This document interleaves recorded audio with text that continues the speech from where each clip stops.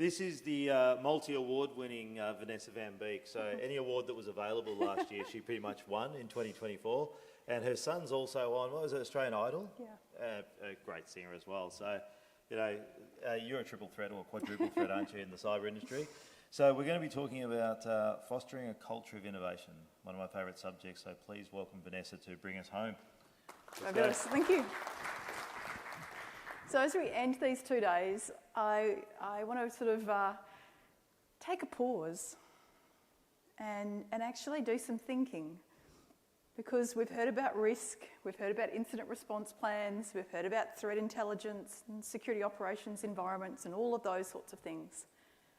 But let's have a think about how we're thinking. So we're entering a new world in an era where AI can optimise ideas with stunning efficiency. Organisations are increasingly needing human creativity to conceive the possible solutions. So the World Economic Forum predicted this shift, and they said elevating creativity from third to second most important skill required by 2027. And the other two skills that are really important for this date, 2027, are complex problem solving and critical thinking. Now, when I think about cybersecurity, I think about those three things: complex problem solving, critical thinking, and also creativity. Because the most innovative solutions emerge when we integrate different ways of thinking. And I think we should stop asking, how do we make AI more creative, and start asking, how do we combine AI's calculating power with human creativity? So I'm going to provoke a few ideas and a bit of thinking today. And I hope when you come away from today's session, you go for a long walk and you take these ideas for a walk. And it might challenge us to kind of think about what space we're making for the thinking that's needed. Okay, so we're going on to the next slide. Here we go. So a map of where we're going, three main ideas. And I can't see the slides, so I trust they'll come up when they're ready. So the first thing I want to do is to kind of set the scene about why we need a new perspective. Secondly, I want to look at innovation, and I want to look at that innovation through the lens of neuroscience, of creativity for us cybersecurity professionals. And thirdly, I want to have a look at some really simple ideas we can all do that'll enhance creativity in the work that we do. I really love this image. It comes from the Harvard Business Review, and it came out around April 2020. And it says to me a particular thing. It talked about the feeling that we were feeling through grief was not the fear of change, but it was actually grief. And I think in today's business landscape, we're actually managing a lot of different emotional landscapes in this world. And leaders need to balance some fairly complementary forces that are going on at the moment. So we've got these two ideas that are kind of being presented. Cybersecurity is about rigour. It's about the governance, risk and compliance. It's about tuning the seam. It's about making sure that we're testing and doing offensive testing and all of those sorts of things. But it's also about wonder. And it's about balancing those two things, the rigour of the work and the wonder of, could we possibly think about this differently? And I think there's two things that define our world at the moment. One, the disruption we saw through COVID. I think we're going to see more of that kind of disruption. And that's all driven by some of the things that we're seeing in the natural world, some of the things that Lisa talked about earlier today. And the second thing, we're going to see a lot more around AI. And we've heard a lot about that today. And both of those things are kind of huge disruptions for how we operate. So we have to get better at, managing through periods of crisis. We won't just be managing cyber incidents, we'll be managing incidents as a result of natural events in the world. And we will also have to work out how we're going to work with AI in this new world. Because I believe many of us are churning. We're kind of really churning at the moment. We're not actually pausing to think about the ways that we're thinking. So my provocation is that creativity is the engine for innovation. I took this photo of my son about 10 years ago. We were in Paris and we visited the Musée d'Orsay, and out of the blue he just ran up and leapt up and looked out the window. And it's a beautiful metaphor for the industrial age. We've got a clock ticking, but when I see this image, I don't think about time, I think about moments. I think about time being measured by those really significant moments, and this was a really significant moment. And the image captures for me looking towards the future, but also being in the past. And the industrial age is one that we've just left behind, and we are now in what might be the information age, might be the digital age, might be the AI age, but it is a completely different age.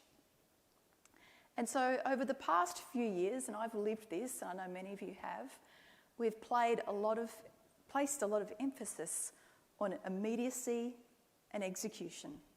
We've managed through COVID. We've managed through the escalation of the Russia-Ukraine environment. We've started to put in place monitoring for OT environments. We've put new legislation in place like the SOCI Act and things like that. And that's been really important, that execution, but we've kind of wrung out the deep thinking and creativity of our lives.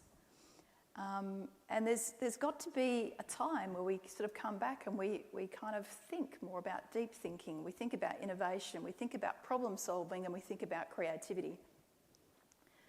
So while most of our really good ideas happen at work, about 20% of our brilliant ideas don't happen at work.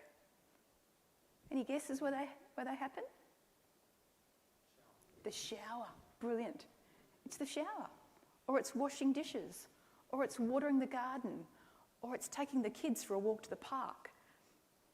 And so I want to think about, if some of our most brilliant ideas don't actually happen at work, why are we living and working in such structured environments? We go to school and we put kids in a desk.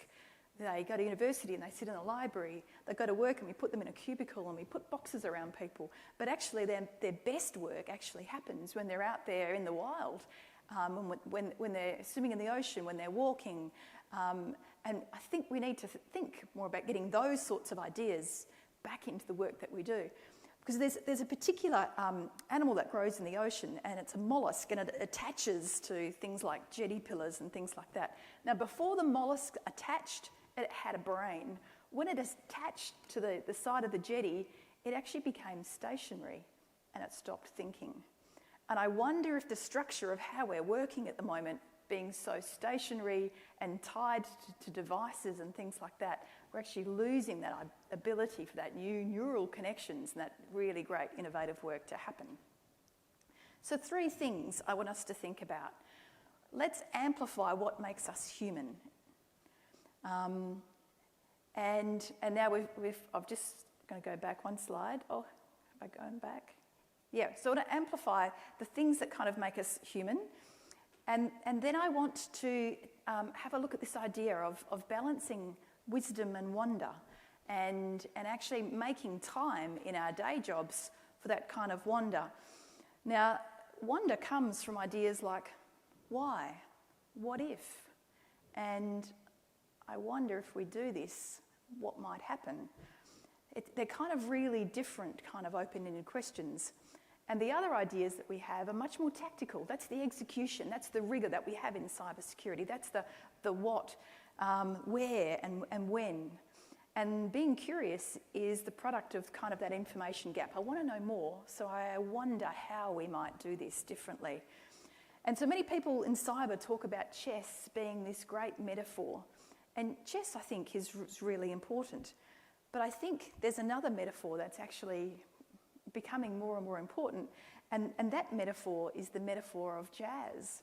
It's the metaphor of actually being able to improvise in an environment. And it's that idea that I think a lot of the the attacks happening on us are actually coming from that place of a really creative kind of brain wandering. So I kind of want to think about how do we have a bit more kind of jazz in the structure and strategy of the chess game.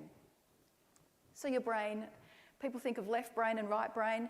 I like to think more of kind of what's going on across the brain. So we've got 3 parts of a brain, and if you grab your fist and close it, you've got a really beautiful image of a brain. You've got the brain stem coming up, you've got what's wrapping around it is the neocortex, what's sitting right in the middle of it is the limbic system, and coming right down here is our oldest kind of surviving brain. And if we think about all of these things coming together, we can think about what happens when someone actually flicks our lid. When someone pushes that button and you flip out, you see the neocortex kind of coming offline. You see the limbic feelings kind of exploding into the environment, and you see the reptilian brain starting to drive out and take over everything going on in the environment. And when I think of this, I think of the presentation we just had before about a cyber incident, a ransomware, and about the number of lids that kind of get flipped during that event to kind of take the neocortex almost offline.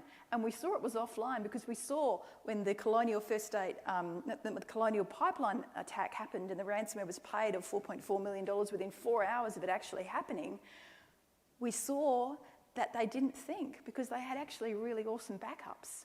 So we see the brain go into a kind of a stress situation when it comes through this really highly stressful environment that we just got seen play out in a ransomware attack. And so when we think about the brain, we're not just thinking about the brain, we're thinking about the spinal cord, and we're also thinking about all of the nerves and the connections and the organs of the body. Now, I talk about this because I come from a security operations background. And in the team I was managing, they were saying to me, V, I've got a migraine headache.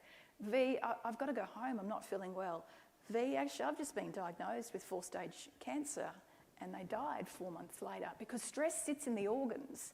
The person who died in the team had cancer of the liver and the spleen, and they'd been working in a platform engineering team in a highly unstable environment for a couple of years.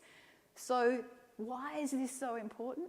Because we actually have to manage our brains and our mental wellness to be able to navigate and do sustainable work in cyber. So I've got some images here. These are awesome images from the Queensland Brain Institute. And our brains are amazing. They've got quite a lot of variation. A larger brain doesn't necessarily mean that you're more intelligent, but its pattern of connectivity is as unique as your fingerprint. Now, you're all sitting at a table, you're all sitting around water. It only takes 2% of brain dehydration to actually affect the quality of your thinking. So if you're ever sitting around a table and there's water, drink, because your brain is 73% water, and you absolutely need hydration for really good and clear thinking. I love this image. It's called blooming axons. And this image comes from the hippocampus, a region of the brain that's really important for our learning and our memory. And I kind of love how it explodes because it sort of says to me that we are actually a whole bunch of really interesting electrical pulses running through our body. And we're made up of these trillions of kind of cells that are going on in our body, which is incredible. Now, a thing about walking, I've got 2 young adults in my household. One's super cool and one has tiny bits of anxiety that creep in. And when one of my young adults was going through their Year 12 exams, a lot of anxiety started creeping in. I said, well, grab your notes. Let's take the notes for a walk. And so we actually walked around our area where we live, and for 2 or 3 hours every night during exam period, she read her notes to me. And she did amazingly in the exam. And she said to me, Mum, when I wrote my exams, I could remember the notes and I could remember the place I was when I wrote those notes. And I thought there's something in this idea of walking. And so I did some research on it. And there's an Irish mathematician, his name was William Rowe Hamilton, and he pondered a single problem in his daily work for 7 years. He took his problem for a walk for 7 years, and then he invented something called quatrains, which we now use in phones and toothbrushes and all of these sorts of things. And then the French, the philosopher Friedrich Nietzsche, he said, only thoughts reached by walking have value. And then Charles Dickens, who was a prolific walker and writer, he also said that. And he said there's something in this walking idea for neuroscience. And the second idea is the shower, that there's something happens in our brain when we loosen it up and we're not giving it all these deadlines, that we actually come up with our best ideas. And there's a neuroscientist, Shane O'Mara, and he says that walking is so important that he would trade his running shoes for actually a walk around the lake. So our sensory systems work best when they're moving and when they're in the world. And I know this because I've done this experiment with my team working in security operations, and I've actually taken them on walks. And I remember one analyst came back to work after walking towards the train, and he said, V, I've just thought about something, and something I saw in some logs today was really unusual, and I want to have another look at it. I said, yeah, jump down. And there was something going on, but it wasn't until he left his chair and actually started walking to the train that the brain picked up that something was going on. So someone then picked up that incident and ran it through the night, and we stopped something really significant, which is really, really interesting. So I'm really provocative, and I ask you to take some of the ideas from this event for a walk and see what sits with you and what kind of moments you might have with that. And here we go, we've got the shower. So I also live with a budding musician, and I can tell you that the water bill in my house is going through the roof, and so is the creativity. And rather than having maths equations written on the window, we're actually getting lyrics and all sorts of things. And that's really interesting. So a piece of research was done. 1,000 respondents reported the moments of insight, and they said that 30% of those incidents happened when they were in the shower, 13% happened when they were on their way to work, and 11% said it happened during exercise.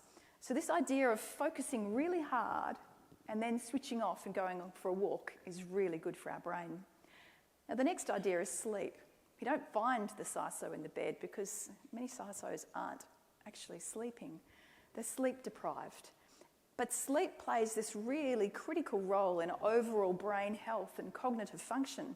And the negative effects of sleep deprivation on the brain include impaired cognitive function and decreased attention span. So I really ask you to pay attention to sleep as well. So we've had this scenario, it's unfolded. We've seen about all of the things that happen during a ransomware and all of the emotions and all of the things that are happening for employees and also for the C-suite. But this is a thing that I really like, which actually maps kind of what's going on in the brain. And we know the brain is a social organ. And we can see that as a leader in managing teams in security engineering, platform architecture and security operations, my role was to keep the team in the green zone. And in the green zone, the team were positive, they were focused, they were willing to collaborate, they were creative. But in the red zone, they were distracted, anxious, they thought less clearly. And we can actually see the impact of cortisol there on the brain. It actually shrinks the brain. So I actually did quite a bit of work with the team to kind of understand and give them language around where are you right now? Are you in the red zone or are you in the green zone? And we could actually work with people individually if they drifted to the red zone, particularly during a ransomware event. So there's a couple of responses, and we've already seen those. This is initial response of panicking, an overreaction, and then the idea that we solve everything. And then there's this idea of a neuro-aware response, that we settle the ball. We pause, and then we speak. We connect the dots, and then we listen and prioritise. I love this image as well, again from the Queensland Brain Institute, and it shows that kind of eureka moment. It shows those neurons coming together for mutual support and growth. And I want to change gear now and talk about stress, because there's 3 things we need to be aware of in stress. Stress for short durations is really valuable. It allows us to achieve maybe a cybersecurity certification or something like that. But stress over a long period of time is really detrimental. And there's 3 things that happen that make stress really, really challenging. The first is duration, the second is path, and the third is outcome. And if you can actually loosen one of those, you'll actually find your brain will work better. Now, when we sleep, we're actually loosening those up. When we go for a walk, we're also loosening those up, and that's why we're having really great results. So the first idea is this idea to pause and to breathe. And if you have 2 big inhales and then an exhale, you'll actually bring the brain back online during one of those ransomware incidents. So if you're in that environment, my very first thing to do is to breathe and to pause and to reoxygenate the brain by 2 big breaths and a really big breath out. A few other ideas: to focus in and then to focus out. So we do our really focused, detailed GRC work, but we also look at the big picture. I'm a huge fan of swimming at the beach. I swim at the beach early in the morning. Just 2 minutes of being close to water outdoors will lower your heart rate. Really significant. I call this horizon therapy. It's my favourite place back in WA at City Beach, and it's a beautiful place, and it's also a place that's very important for Aboriginal people. And it's in Aboriginal language, it's the place where the sea meets the sky. I go to this place a lot to get perspective, and it's also something that neuroscientists call the blue mind effect. So I encourage you in your walks to get close to water. I encourage you to get close to places that are green because of the great things it will do for your brain and your creativity. The last idea I have: zebras don't get ulcers. Why don't zebras get ulcers? Because they're zebras. So if you look at the flight-fight response in a zebra, it lasts 3 minutes. Then it's gone. It's gone forever. But we humans go through a ransomware event, or we had that event like Glenn had, carrying the rubbish down the driveway, and our whole being goes into that fright response. We can stay in that fright response for hours. So knowing that means we need to be able to bring the brain back online. How do we do that? We do that by having a shower. We get close to blue space, green space. We breathe to bring the brain back online. If we don't, what happens is sickness, fatigue, and sleep disturbance.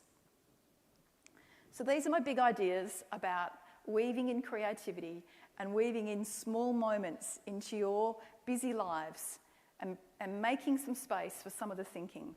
Take your ideas for a walk. Do it regularly. Do it for a month and see what kind of ideas emerge around the way you work and how we might work differently in the new world. Thank you for your time.